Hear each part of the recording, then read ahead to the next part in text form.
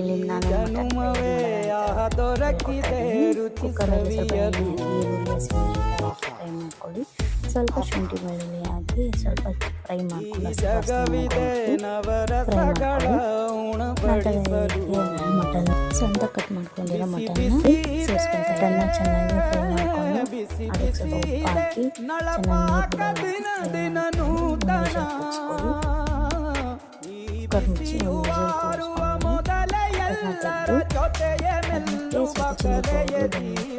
ಗರಂ ಮಸಾಲೆ ಹಾಕಿ ಚೆನ್ನಾಗಿ ಫ್ರೈ ಮಾಡ್ಕೊಳ್ಳಿ. ಒಂದು ಸಣ್ಣ ಚೆನ್ನಾಗಿ ಎಣ್ಣೆ ರೋಸ್ಟ್ ಮಾಡ್ಕೊಳ್ಳಿ. ಸ್ವಲ್ಪ ಕೊತ್ತಂಬರಿನ ಆ್ಯಡ್ ಮಾಡಿಕೊಂಡು ಮಟನ್ ತುಂಬ ಚೆನ್ನಾಗಿರುತ್ತೆ. ಒಂದ್ಸತಿ ಖಂಡಿತ ಟ್ರೈ ಮಾಡಿ, ನಿಮಗೆ ಇಷ್ಟ ಆಗುತ್ತೆ.